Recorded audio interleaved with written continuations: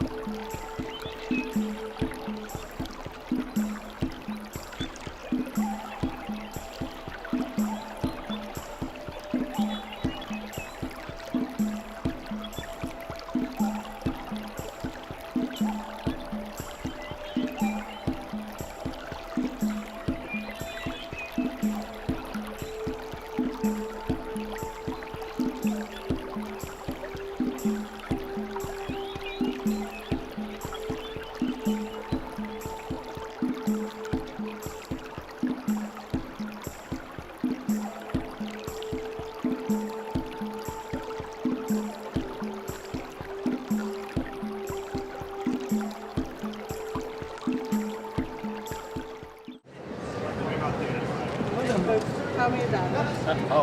So this is meant to be the embodiment of the spirit of the moon itself, flying over. Essentially, this is supposed to be two sets of trees, but because of the moonlight, this is going to be like a silhouette. It's supposed to take place at night. These are clouds, and that's basically it. That itself is just the name of the moon. Thank you for sharing and thank you for stopping by. Anytime. Nice to meet you. Likewise. Thank you. So this young person was telling me the story of coming home to Vermont and how happy he is to be around the scenery that he gets to see in Vermont. And so the mountains, the forest, and the meadows along the river are important to him. And this one you've got. And this person, again, hiking by the light of the moon. Everything is a muted color. I live near the mighty Connecticut River. The river is my life, my beloved river. And so we've asked people to tell us what is special to them about the land they live on. And what we want to do is put it all together and create a land acknowledgement of this land where people live. This person said it's the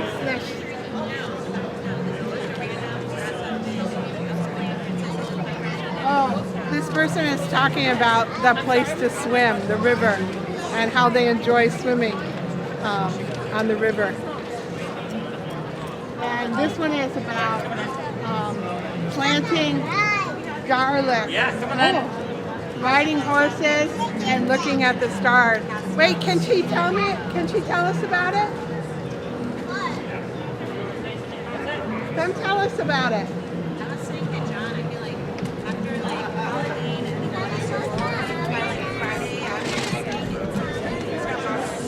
What thing in Brattleboro is that feeling? What part of Brattleboro? I can't hear you, honey. Tell me about He's your gone shy. Tell me about your picture. It's so beautiful. I love it. He doesn't know what it is. It's an abstract piece. An abstract piece. I like And Ollie, we're going to tell about yours? it. Where's yours? Whoa.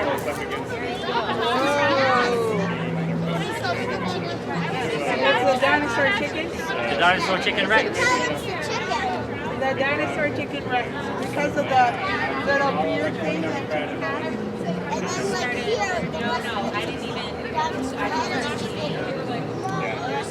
I love it. Thank you for sharing with us. Have a lovely evening. You too. Thank you. Are you girls going to add? Well, let's get them up on the wall. Where would you like them to go? And we can tell Maria all about it. Can you tell Maria about it? I'm just a squirrel living in the back. Honey, there's so many people here. Can you talk loudly? It's a squirrel in front of the mountain eating the nuts. I don't really know. And you like to watch the squirrels collecting the nuts? And the mountains are so beautiful, aren't they? And what about yours, Makia? Well, it's a big sun and lots of mountains. You like the mountains too? Do you go hiking in the mountains? Yeah. And we're so happy for the sun, right? Why? Nice. It lights up everything. And what else? Do we need the sun for our food? Yeah. Oh, we sure do, don't we? And we're really happy to have the sun. Thank you for sharing. I hope you have fun tonight. You too. Thanks. So the young lady who drew this one said she likes to watch the squirrels this time of year collect the nuts. And the mountains in the background make her happy.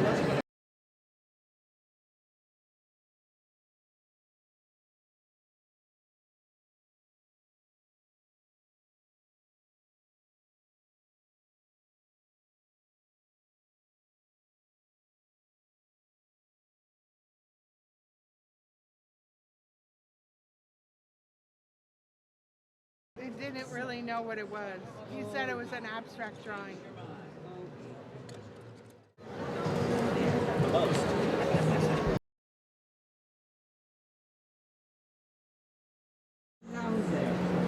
Okay.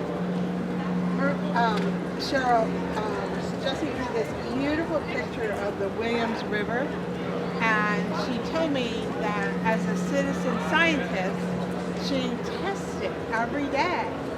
And so other people can swim in it, and that she really loves this special place. And she takes a dip in the river every month. For an entire year so far. Wow. To be continued. That's amazing. That's really true love, and no wonder she's grateful for it. Thank you. And shall we talk about yours? Sure.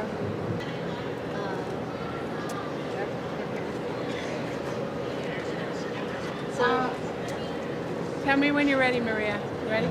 I love this. Can you tell me about it? Yeah. This is the West River, and actually it was today that I was there with Jessie.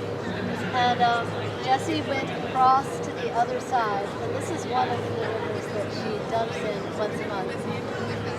And I was sitting on the rocks on the side of the river, and looking at the amazing trees and her going across, and the blue sky on the background, and the different colors in the forest. And then I saw a wood duck fly right past, I don't know how many feet from me, down the river, and landed down the river to sit, and it must have been fishing, and it was They're beautiful. so colorful. It was gorgeous. And it's so nice. I guess that's me. Yeah. First time I've ever had pockets in a pair of pants. I see that you wrote that the forest calms you. And so that's a special part of nature for you? It is. It is. It's so important to have the forests around. Thanks for sharing. Nice stuff. The I feel like the trees are my family. I mean, I really do. They're like, I know. it's like my parents. Yeah, I love Well, them. I'm glad you came this evening. Me too. We couldn't ask for a better night. I can't believe how warm it is. I know. It's gorgeous. Thank See you, ya. Judy. Thank you. See you, Jessie. Yeah. So she's writing about autumn and what happened today. And what she says was they stopped in the forest to take a break, and her daughter went and took a swim in this river. And which is so unusual because today it's 70. Who swims in a river in November, right?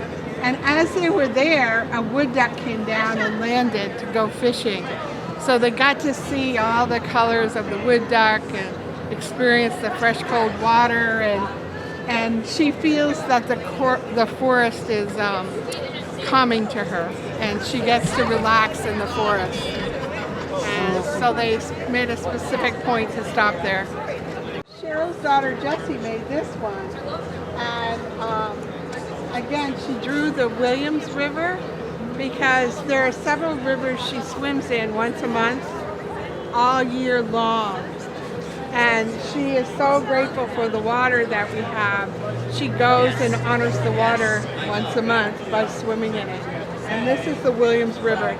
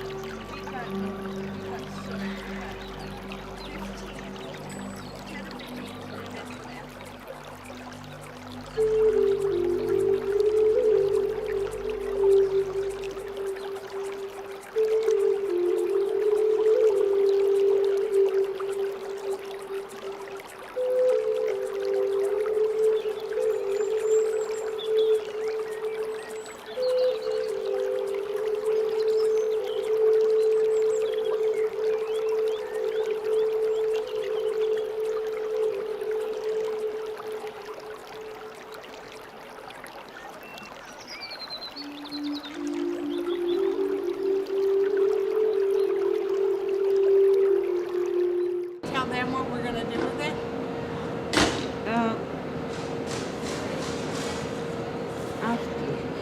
Okay, so all these pictures and all these words, I'm going to take home with me, and I'm going to write a land acknowledgement for this land from your words and your pictures. Oh, that's so special. Isn't that cool? It'll be on our website, so you'll be able to see it. We'll put some of the pictures out there. Yes, that would be great. I want to use the website. Yeah, the brochure's on the table. Just grab a brochure. I will. That's awesome. Wow.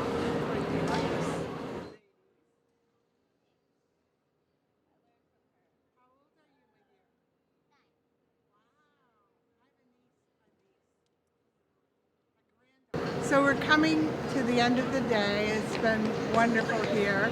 We've got a couple more pictures that are going to come up on the board. But people have been telling us their stories about their connection to the land, their connection to their pets and the water. And we're going to put this all together in a land acknowledgement. And it'll be posted on gedakina.org, GEDAKINA.org. And so you'll be able to see your pictures there and hear the land acknowledgement for this land from the pictures. So another activity we had here this evening was this brochure. And on the brochure we have this painting from 1932. And the Library of Congress considers this painting to be a primary source. And what we've done is we've listed 11 different myths of the first Thanksgiving that are commonly found in books and on greeting cards. And we put them all in here so that you could find the myths in this painting that the Library of Congress considers a primary resource because it's someone's opinion of what they believe to be the first Thanksgiving.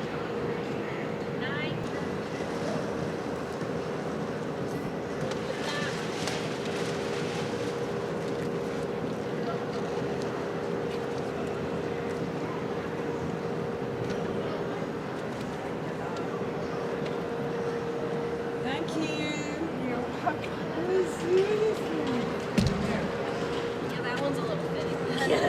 So you want to tell us what you said? This young lady drew a picture of where her home used to be in Putney, Vermont, and she's very happy to be able to draw it because it's a favorite place to her. So this painting was special to this woman because it has everything that makes her happy. The rain, the water, hiking through the rocks, and all the plants, they all make her happy, and she wanted to put them all in the picture.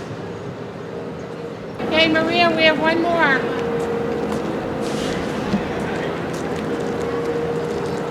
Kay's going to explain it.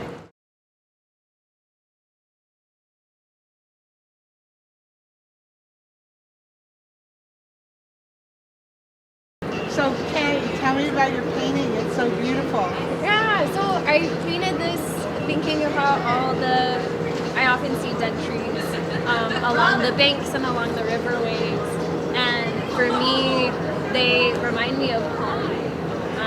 Oftentimes when we're having conversations about climate, about the land, about the world, about Aki, about Turtle Earth, Turtle Island, we focus on death and destruction. But death is necessary, death is nutritive, and it can be beautiful. And this home for me is also home for owls, for squirrels, for insects, for everyone else that uses it. And it makes way for new life. So beautiful. The cycle of life, right?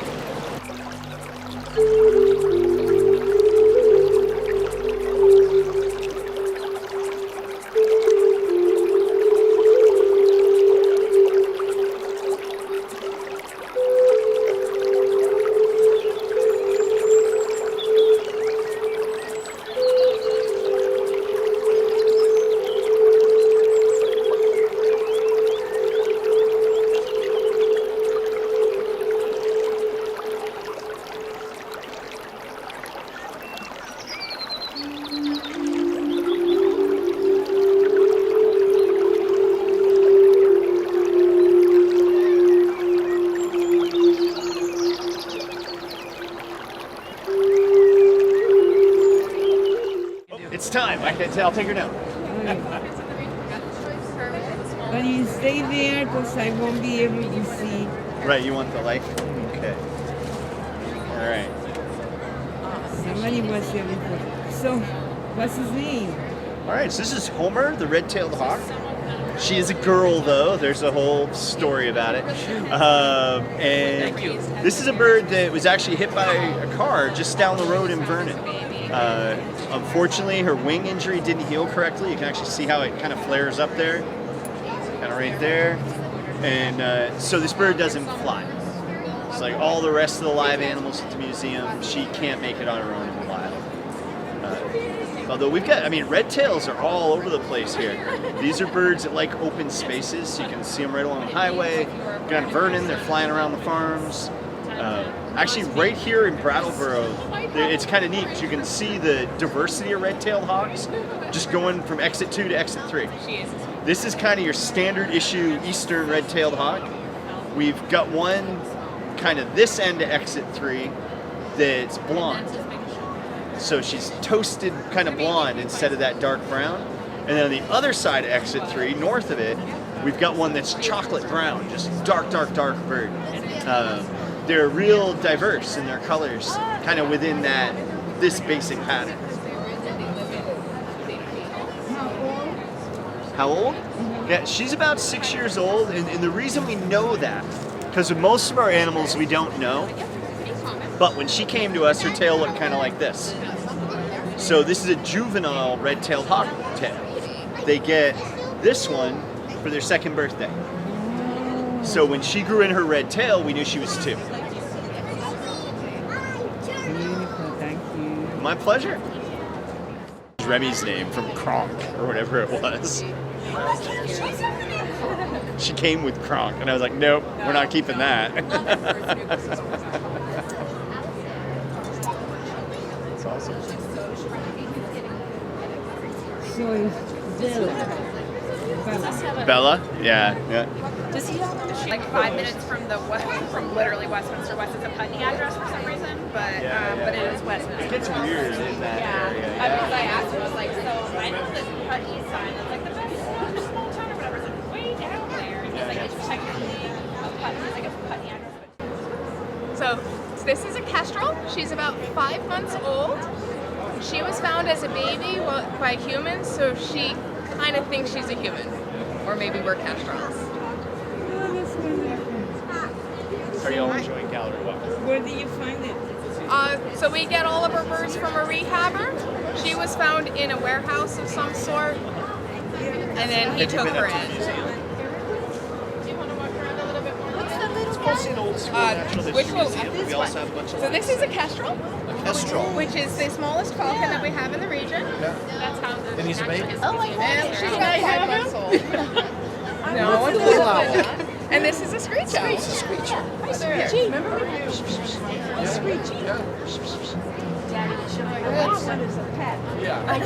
Unfortunately, you're not able to do that. I just meant that they're just so beautiful. Yeah. Oh, thank you for doing this. Absolutely. How are you? Who is this? Huh? Who is this? So this is an Eastern screech owl. His name is Soren. He was hit by a car, so you can see one of his eyes is a little messed up, and then he also has some neurological issues. She had a straight tail. Actually, a lot like this one. He is full grown. And when she turned 2, she Much better. and that's how. And he's very distracted by something back there right now. So it's okay. 6 years old. Yeah.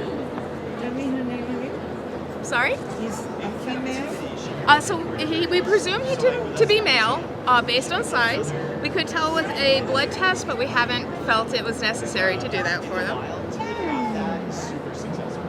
And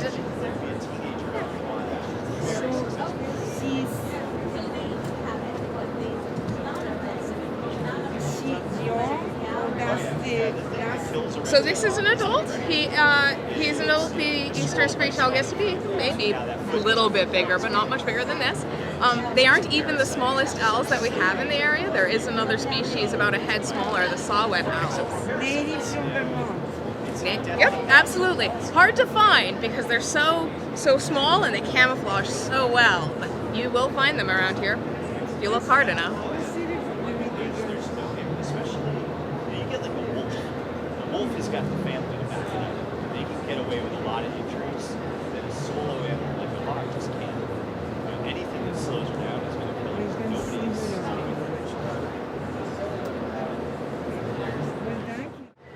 An interesting thing about these birds are the ears. Are the ears? Yes. So their ears are they're really huge actually, and they are offset, so they're not lined up, and so it helps the bird to be able to hear in 3D. They can hear things that are under the ground and pinpoint with accuracy anything a mouse under the ground, let's say.